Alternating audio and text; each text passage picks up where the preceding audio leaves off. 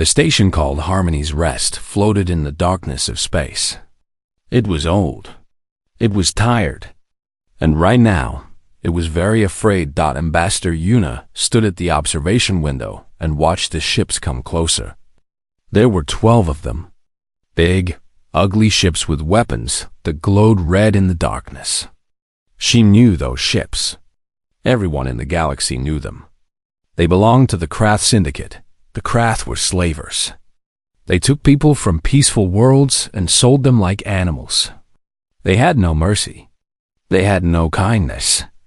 They only had hunger for money and power. Yuna was a Velith. Her people were beautiful in a fragile way. Their bodies looked like living crystal, thin and delicate. They could not fight. They had never needed to fight. For 1,000 years, the Galactic Council had kept peace among the stars.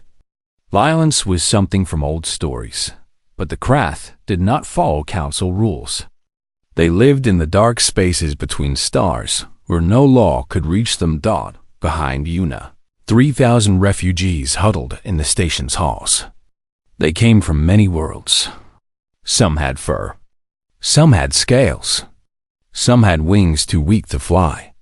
All of them were afraid. All of them were helpless. Station Commander Tolo walked up beside her. He was old, even for a Velith. Cracks ran through his crystal skin like rivers on a map. His light was dim. "They are hailing us," he said. His voice was tired. Yuna nodded. "Put it through." The main screen flickered. A face appeared. It was ugly in a way that matched its owner's soul. Vrix, commander of the Krath fleet, smiled with too many teeth. "Little station," he said. "Little people, you have something I want." "We are under Galactic Council protection," Yuna said. She tried to keep her voice strong. "Attack us and you attack the Council itself." Vrix laughed. It was not a nice sound. "The Council? Where are they? I see no Council ships. I see no Council soldiers. I see only prey." He was right. Yuna knew he was right. The Council had no army. They had no weapons. They had believed that peace would last forever. They had been wrong. They had been wrong. "You have 1 hour," Vrix said. "Open your doors and let us in. We will take the young and the strong. The old and the sick can stay. Or you can fight us." He laughed again. "Please fight us. It is more fun that way." The screen went dark. Tolo looked at Yuna. "What do we do?" Yuna did not answer. She walked to the communication console. Her hand shook as she touched the controls. There was one thing they had not tried. One old frequency that no one had used in centuries. It reached into a part of the galaxy that the Council had marked with red warnings. The quarantine zone. The forbidden sector. The place where the Deathworlders lived. "What are you doing?" Tolo asked, calling for help. "From them?" "They are monsters. Their world is poison. They kill each other for sport. The Council quarantined them for good reason." "The Council is not here," Yuna said. "The monsters are already at our door. Perhaps we need different monsters to chase them away." She opened the channel. She did not know if anyone would hear. She did not know if anyone would care. But she had to try. "This is Station Harmony's Rest," she said. Her voice broke. She did not try to hide it. "We are 3,000 souls. We have families. We have children. The Krath have come for us, and we cannot fight. We cannot run. If anyone can hear this, please, help us." She closed the channel. The silence that followed was heavy. Tolo shook his head. "Even if they hear, they will not come. Why would they? We are strangers to them." Yuna had no answer. Far away, beyond the quarantine zone, past the warning beacons that said danger and stay away, there was a small blue world. The locals called it Earth. On Earth's moon, In a military base built into gray rock, Lieutenant Dohe sat at her console. She was young. She was bored. Night shift was always quiet. Nothing ever happened on night shift. Then her console beeped. Dohe frowned. That was the old frequency. The one they monitored, but never expected to hear. She played the message. A voice filled the room. It was strange, like wind chimes in a storm. But the words were clear. The fear was clear. Help us. Please. Dahi's heart beat faster. She checked the coordinates. Deep space. Far beyond anywhere humans had ever gone. But not too far. Not for them. She pressed the alert button. 10 minutes later, Fleet Admiral Taiwu stood in the command center. He was not a soft man. His face was hard. His eyes were harder. He had spent 40 years in the Navy, waiting for this moment. Show me, he said. Dewey played the message again. Taiwu listened. His face did not change, but something moved behind his eyes. Something old and fierce. How fast can we get there? He asked. The Indomitable can make it in 6 hours. Taiwu nodded. Scramble them. Full combat deployment. An officer hesitated. Sir, we have no treaties with these species. No agreements. We would be entering their space without permission. They asked for help, Taiwu said. That is all the permission we need. He turned to the window. Somewhere out there, 3,000 people were waiting to die. They had called into the darkness, hoping someone would hear. Someone had. Send a message to the Indomitable, Taiwu said. Tell Captain Jisoo to make history. The Deathworlders were coming. The UEN's Indomitable was not a beautiful ship. It was not meant to be. It was meant to survive. Its hull was thick and dark, made from metals that could take a direct hit from a nuclear weapon. Its engines burned hot enough to melt stone. Inside, 800 humans prepared for something their species had dreamed about for generations. First contact. The violent kind. Captain Jisoo stood on the bridge. She was small for a human, but size meant nothing in command. Her voice was calm. Her mind was sharp. She had led this crew through 3 civil conflicts and a pirate war in the outer colonies. This would be different. This would be bigger. Status report, she said. Her first officer, a tall man named Jiam, checked his console. All systems ready. Weapons hot. Shields at full power. We will arrive in 5 hours and 40 minutes. The message? Still playing on loop. They sound scared. Jisoo nodded. Scared was normal. Scared meant they were still alive. Tell the crew to rest while they can. When we arrive, there will be no time for sleep. Down in the engine room, Chief Engineer Hyuk ran his hands over the reactor core. It hummed like a living thing. This machine had kept them alive through battles that should have killed them. He trusted it like he trusted his own heart. How is she? Asked a voice behind him. Hyuk turned. It was Sujin, the combat medic. She was small but strong. Her hands could heal wounds that would kill most creatures. Her eyes had seen too much death. She is ready, Hyuk said. Hungry, even. This old girl wants to fight. Sujin smiled, but it did not reach her eyes. I have been reading about these aliens. The ones who sent the message. They are called Velith. What are they like? Fragile. Their bones are hollow. Their skin is thin. They break easily. She paused. They have never known war. Can you imagine that? A whole species that has never had to fight. Hyuk could not imagine it. On Earth, war was as old as humanity itself. They had fought over land, over food, over ideas. Fighting was in their blood. It was part of who they were. Then it is good we are coming, he said. Someone needs to fight for them. In the Marine barracks, Sergeant Dongwu gathered his soldiers. There were 50 of them, the best fighters on the ship. They wore heavy armor and carried weapons that could punch through steel. "Listen up," Dongwu said. "This is not like anything we have done before. We are not fighting other humans. We are not defending our own territory. We are going into alien space to save people we have never met." A young Marine raised her hand. Her name was Hana. She was new but brave. "Why are we doing this, Sergeant? These aliens, they are not our people." Dongwu looked at her. He was a big man, covered in scars from battles he never talked about. But his eyes were kind. "When I was young," he said, "there was a fire in my village. My house burned. I was trapped inside. I was sure I would die." He paused. "A stranger ran into the flames and carried me out. He was burned badly. He almost died.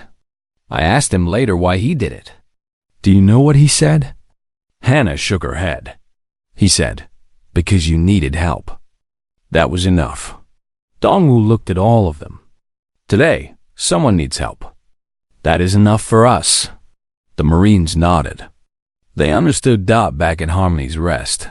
The hour was almost over. Ambassador Yuna watched the clock count down. Each second felt like a year. The refugees behind her were crying. Some were praying to gods that had never answered. Some were just holding each other. Rix's face appeared on the screen again. His smile was wider now, hungrier. "Time is up, little creatures. Open your doors. Please," Yuna said. "There are children here. Families. We have done nothing to you. You exist. That is enough." Rix leaned forward. "Last chance. Open the doors, or we cut them open. Either way, we are coming in." Tolo stepped forward. "Buy us more time. How?" "I do not know. Lie. Beg. Do something." Yuna took a breath. We will open the doors. But we need time. Our systems are old. It will take another hour too. You are lying." Rix's eyes narrowed. "I can smell lies even through space. You are waiting for something. Or someone." He laughed. "No one is coming for you. The Council has abandoned you. You are alone." The screen went dark again. Outside, the Krath ships moved closer. Their weapons began to charge. Red light glowed against the darkness. Yuna closed her eyes. She had tried. She had done everything she could. But it was not enough. It was never enough. Then something strange happened. The Krath ships stopped moving. Their weapons stopped charging. On every sensor screen in the station, a new signal appeared. Something was coming out of hyperspace. Something big. Yuna ran to the window. In the distance, a hole opened in space itself. Light poured out like water. And through that light came a ship unlike any she had ever seen. It was dark and heavy, built like a weapon given form. It moved with purpose. It moved with power. It moved like a predator walking into a den of thieves. The Indomitable had arrived. On her bridge, Captain Jisoo looked at the Krath fleet on her screen. 12 ships, pirates, slavers. The kind of creatures that made the galaxy worse, just by existing. She opened a communication channel. Her voice was cold and hard. "This is Captain Jisoo of the United Earth Navy ship Indomitable. You are threatening civilians under our protection. You have 60 seconds to leave this space. This is your only warning." For a moment there was silence. Then Rix's voice came through, full of confusion and anger. "Who are you? Where did you come from? This is none of your business." Jisoo smiled. It was not a kind smile. "You made it our business when they called for help." Rix snarled. "One ship? Against 12? You are brave, stranger. But you are also stupid. All ships, destroy them." The Krath fleet turned its weapons toward the Indomitable. Jisoo did not blink. "So be it," she said. All hands, battle stations. Show them what a death world can do. The Krath opened fire first. 12 ships poured everything they had at the strange newcomer. Plasma cannons roared. Missiles flew. Energy beams cut through space like angry lightning. The attack was beautiful in a terrible way. Enough firepower to destroy a small moon. Enough heat to melt mountains. The Krath had killed hundreds of ships with less. The Indomitable took every hit, and nothing happened. On the bridge, Jisoo watched the damage reports scroll across her screen. Shield power dropped by 2%. Hull temperature rose slightly. That was all. They hit like children, GM said. He sounded almost disappointed. Their weapons are designed for their ships, Jisoo replied. Light armor. Weak shields. They have never fought anything built to survive a death world. She turned to her weapons officer. Minjin, show them what real weapons look like. Minjin smiled. He had waited his whole career for this moment. Railguns locked. Missiles ready. Targeting solutions confirmed. Fire. The Indomitable answered. Railguns are simple weapons. They use magnets to push metal very, very fast. There are no explosions. There's no fire. Just small pieces of metal moving at speeds that make light jealous. The first round hit a Krath ship in its center. The ship did not explode. It did not burn. It simply stopped existing. One moment it was there. The next moment it was dust spreading across space. The second ship died the same way. Then the third. The Krath did not understand. They could not understand. Their weapons were built to hurt. Human weapons were built to kill. There was a difference. A big one. Vrix watched from his command ship as his fleet came apart. What is happening? He screamed.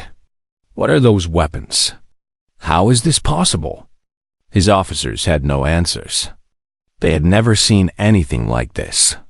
No one in the galaxy had. All ships, focus fire on that monster. Vrix ordered. Everything we have. The remaining Krath ships attacked together. Every weapon. Every missile. Everything at once. It was not enough. The Indomitable moved through their fire like a shark through water. Missiles died against its shields. Plasma splashed harmlessly against armor designed to survive asteroid impacts. Point defense guns cut down incoming fire with mechanical precision. And all the while, the railguns kept firing. 4 ships gone. 5. 6. On Harmony's rest, the refugees watched in shocked silence. They had expected death. They had expected slavery. They had not expected this. What are they? Whispered a young Velith child, pressing against the window. Yuna did not know how to answer. The creature that had come to save them was doing something impossible. 1 ship against 12. And winning. Tolo stood beside her. His old body trembled, but his eyes were bright. Deathworlders, he said. They really came. The battle lasted 11 minutes. When it ended, 9 Krath ships were nothing but debris. The remaining 3 were running as fast as their engines could carry them. Vrix was on one of those ships. He was screaming at his crew to go faster. He was crying, Captain Jisoo, let them go. Running enemies spread fear better than dead ones. Damage report, she said. Minor scoring on the forward hull, Jiam replied. Shield generators need cooling. That is all. Jisoo nodded. Prepare boarding teams. Those refugees need help. Sergeant Dongwu gathered his Marines in the shuttle bay. They checked their weapons one last time. They put on their helmets. They were ready.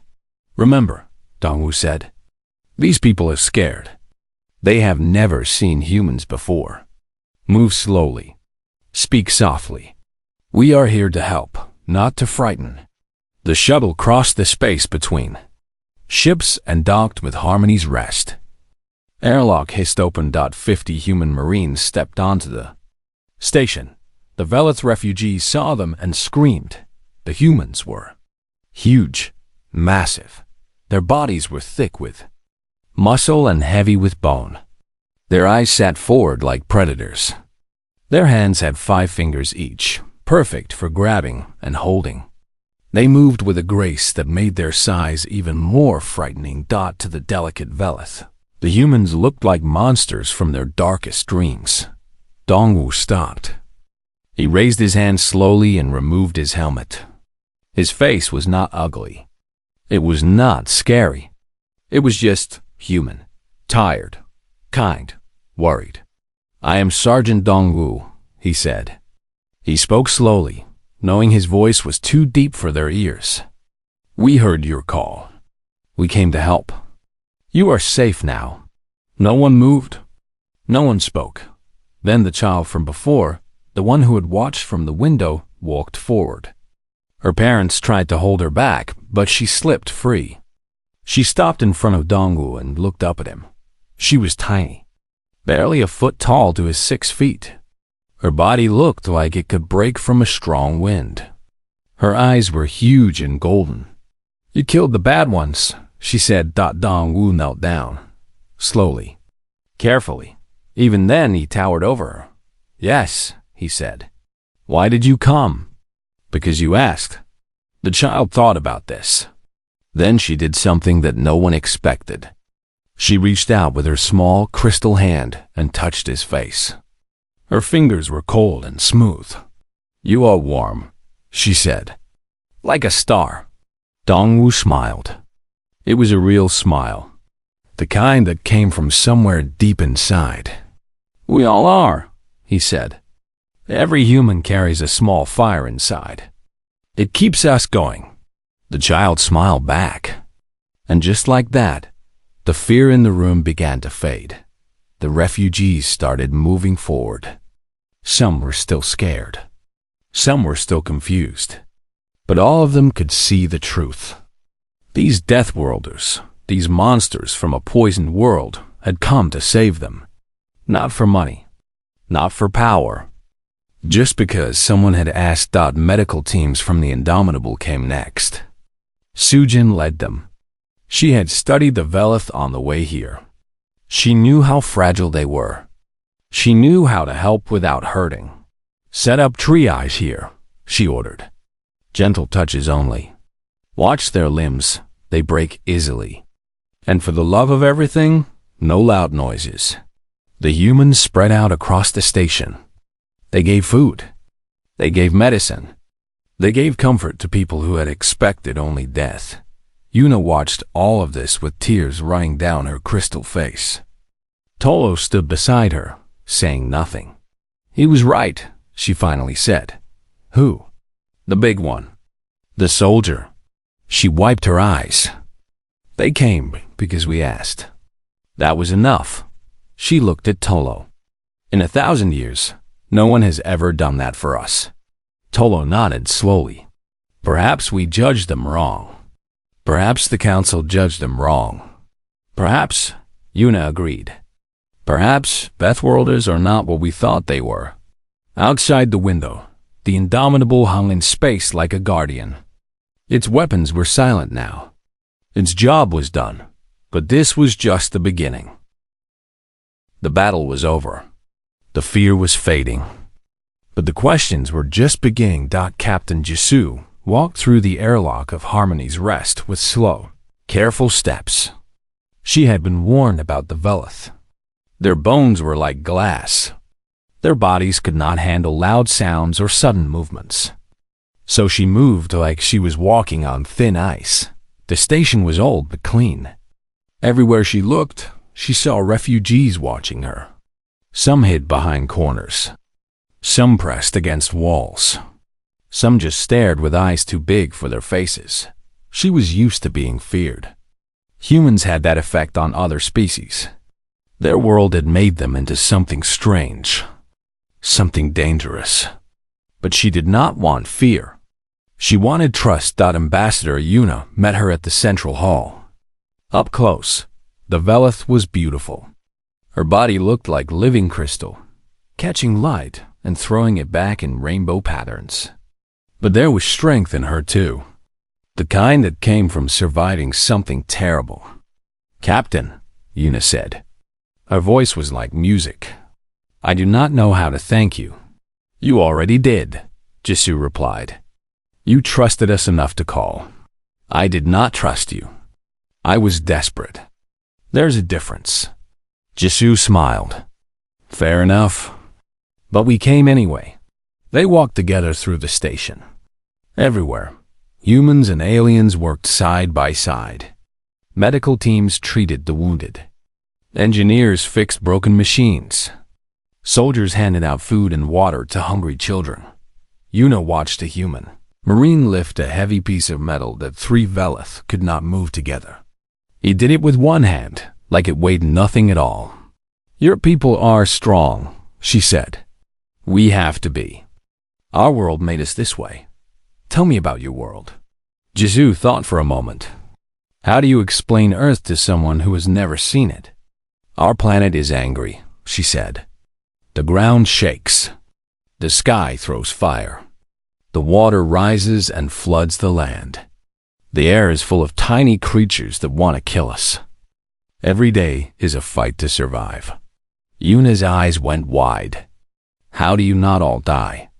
"We adapted. Our bodies became strong. Our bones became thick. Our skin became tough. We learned to fight the planet itself." Jisoo paused. "And we learned to fight each other." "You fight your own kind?" "We did, for thousands of years. War after war after war. We almost destroyed ourselves many times. But we also learned something important from all that fighting." "What?" "That the only thing worth fighting for is each other." In the medical bay, Sujin worked without rest. There were so many wounded. Broken bones. Torn skin. Shock and fear in every eye. But she did not stop. She could not stop. A young Velith female sat on a table in front of her. Her arm was cracked, a thin line running through the crystal. She was trying not to cry. "What is your name?" Sujin asked gently. "Nari," the girl whispered. "That is a beautiful name." "Nari, I need to fix your arm." "It will not hurt, I promise. But I need you to stay very still." "Can you do that for me?" Nari nodded. Sujin worked with hands that had healed 1,000 wounds. She applied a special gel that would bind the crystal back together. It would take time, but the arm would heal completely. "You are very brave," she told Nari. "I was scared," Nari admitted. "When the bad ships came, I thought we were going to die. But you did not. You survived, because you came." Nari looked at her with those huge eyes. "Why did you come?" Sujin had heard this question 12 times already. Every refugee asked it. She gave the same answer every time. Because it was the right thing to do.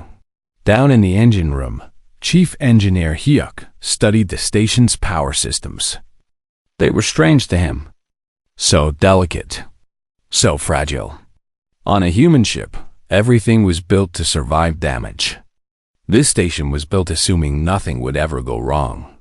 "Your generators are failing," he told the station's engineer, an elderly Velith named Tolo. "I know," Tolo said. "We do not have the parts to fix them. I can make parts. Our fabricators can build almost anything." Hyuk scratched his head.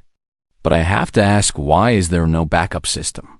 What if the main generator fails?" Tolo looked confused. "Why would it fail?" "Because machines break. That is what they do. Our machines do not break. We build them to last." Hyuk almost laughed. On Earth, nothing lasted. Everything broke eventually. That was why humans built 3 of everything. Sometimes 4. Backup after backup after backup. "Where we come from," he said, "we plan for things to go wrong. Because they always do." Word of the battle spread across the galaxy. Ships carried the story from station to station. Traders whispered it in markets. Diplomats discussed it in secret meetings. Everyone was talking about the same thing. A single ship from the quarantine zone had destroyed a craft fleet in minutes. The Galactic Council called an emergency meeting. Representatives from 100 worlds gathered in the Great Hall. Their faces were worried. Their voices were loud. Elder Councilor Prath raised his hand for silence. He was old, even by council standards. He had seen empires rise and fall. He had lived through disasters that should have ended everything. But he had never seen anything like this. "We have all heard the reports," he said. "A new species has revealed itself. They call themselves humans. They come from a world we marked as too dangerous for contact. A death world."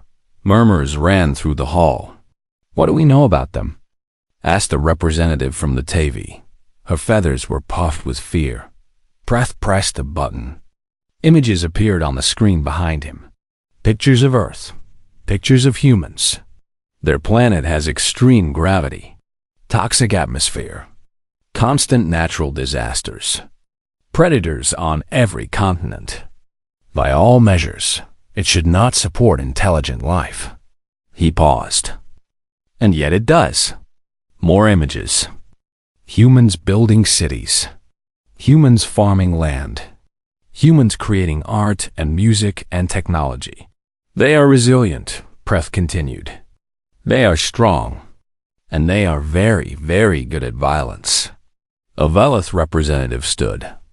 They saved our people. 3,000 of us would be slaves right now if not for them. Yes, Preth agreed. That is the strange part. They did not ask for payment. They did not demand territory. They simply helped. He shook his head. I have never seen a species with such power act with such restraint. The hall fell quiet. Everyone was thinking the same thing. These humans could conquer the galaxy if they wanted. Their weapons were beyond anything the Council had. Their soldiers were stronger than any known species. They could take whatever they wanted, but they had chosen to protect instead. What do they want? Asked the Tavi representative. I do not know, Preth admitted. That is what frightens me, and that is what gives me hope. On Harmony's Rest, the repairs were almost complete. The refugees were fed and healthy. The fear had turned to gratitude. Captain Jisoo stood at the observation window with Ambassador Yuna. Outside, the stars burned bright and cold. What happens now? Yuna asked. We go home, Jisoo said. We report what happened. The council will probably want to talk. And after that? Jisoo turned to look at her. That depends on you. All of you. We did not come here to make enemies. We came because someone needed help. But if your people want to talk, to trade, to build something together, we are listening. Yuna nodded slowly. I will speak to the council. I will tell them what I saw here today. Not monsters. Not killers. Just people who came when we called. That is all we ask. The Indomitable prepared to leave. Its mission was complete. But everyone knew this was not the end. It was the beginning. 3 months had passed since the battle at Harmony's Rest. The galaxy had changed. Everyone could feel it. Something new had entered the universe, and nothing would ever be the same. The Galactic Council Hall was full. Representatives from every known species had gathered for the most important meeting in 1,000 years. The air was thick with tension and hope and fear. Today, the humans were coming. Ambassador Yuna stood at the entrance, waiting. She was nervous. Her crystal hands kept folding and unfolding. Behind her, Elder Counselor Preth watched with ancient eyes. Are you ready? He asked. No, she admitted. But I will do it anyway. That is very human of you. She smiled at that. Perhaps it was. The doors opened. Captain Jisoo walked in first. Behind her came a small group of human diplomats. They moved slowly, carefully, aware of how their size frightened the smaller species. but they did not hide their strength. They carried it with quiet pride. And then, at the back of the group, a hologram flickered to life. Fleet Admiral Tai Wu appeared. His image beamed across the stars. He looked the same as always, hard, tired, determined. The council hall fell silent. Preth stepped forward. "Welcome, representatives of Earth. We have waited a long time for this meeting." Jisoo bowed her head slightly. "We came as soon as we could. There is much to discuss." They took their seats at the great table. Hundreds of eyes watched them. Hundreds of hearts beat with questions that no one knew how to ask. Priest spoke first. 3 months ago, your ship answered a distress call from Harmony's Rest. You destroyed a craft fleet. You saved 3,000 lives. And you asked for nothing in return. "That is correct," Jisoo said. "Why?" It was the question everyone wanted answered. The question that had been asked 1,000,000 times since that day. Why would the most dangerous species in the galaxy save strangers for free? Jisoo looked at the Admiral's hologram. He nodded slowly. "May I speak freely?" Tai Wu asked. "Please." The Admiral's hologram moved to the center of the room. When he spoke, his voice carried the weight of a species that had survived everything. "Our world is cruel," he said. "It has been trying to kill us since we first walked on 2 legs. Earthquakes, floods, ice ages, plagues. We should have died 1,000 times. But we did not. We survived." He paused, letting the words settle. "We survived because we learned to help each other. When the river flooded, we saved our neighbors. When the wolves came, we fought together. When the food ran out, we shared what little we had. Our world taught us that we are stronger together than alone." The council listened in silence. "You call us Deathworlders," Tai Wu continued. "And you are right. Our world is death. But that death taught us something precious. It taught us that every life matters. It taught us that helping others is not weakness. It is the greatest strength there is." The Tavi representative spoke up. "But you are warriors. Your weapons are beyond anything we have ever seen. You could conquer us all." "Yes," Tai Wu agreed. "We could. Our history is full of conquest, full of blood. We spent thousands of years fighting each other over land and power and ideas. We nearly destroyed ourselves more times than I can count." He shook his head slowly. "But we learned.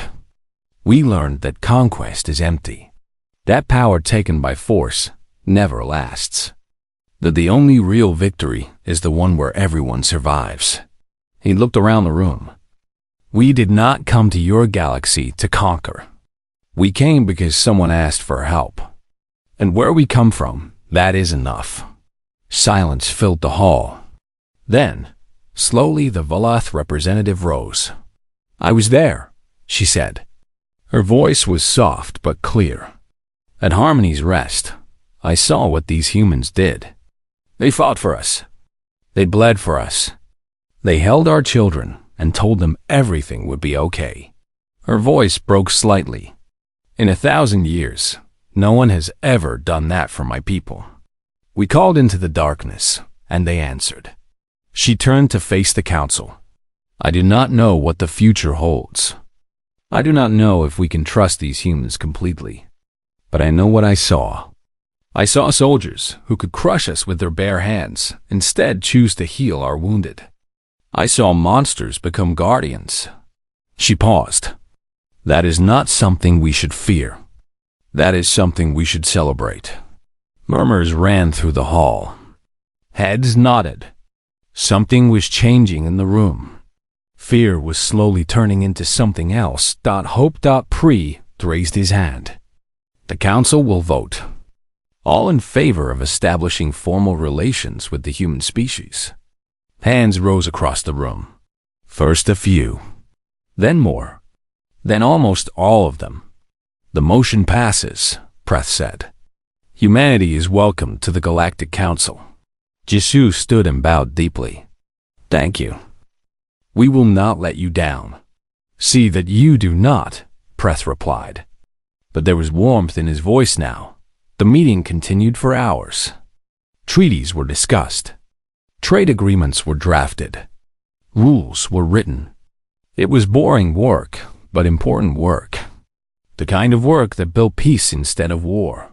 When it was finally over, Yuna found Jisoo standing alone at a window. Outside, stars burned like tiny fires in the endless dark. You did it, Yuna said. Your people are part of the council now. We all did it, Jisoo replied. You were the one who made that call. You were the one who trusted us. I was desperate, not trusting. Sometimes they are the same thing. They stood together in comfortable silence. Two species, two worlds, one future. What will you do now? Yuna asked. Go home. Report to command. Wait for the next call. You think there will be more calls? Jisoo smiled. There are always more calls. The galaxy is big and full of trouble. But that is okay. We will answer every one of them. Why? You could build your empire. You could rule everything. Why choose to serve instead? Jisoo thought about the question. It was a good one. The kind that did not have easy answers. Because this is who we are, she finally said. We are Deathworlders. We were forged in fire and blood. We could destroy everything we touch. But we choose to protect instead. We choose to help. We choose to be better than our past. She turned to face Yuna. That is what makes us human. Far away on Earth's moon, Lieutenant Dahi sat at her console. The night shift was quiet, as always. But she was not bored anymore. She was waiting. Her console beeped. She looked at the screen. A new signal. A new frequency. A new voice crying out in the darkness. She smiled and patched it through to command. Sir, we have another distress call. Unknown species. Far sector. They are asking for help? Admiral Taiwu's voice came back immediately. Send the Indomitable. Yes, sir. Dahi leaned back in her chair. Somewhere out there, strangers were in trouble. Somewhere out there, someone was afraid and alone. But they would not be alone for long. The Deathworlders were listening, and they would always come.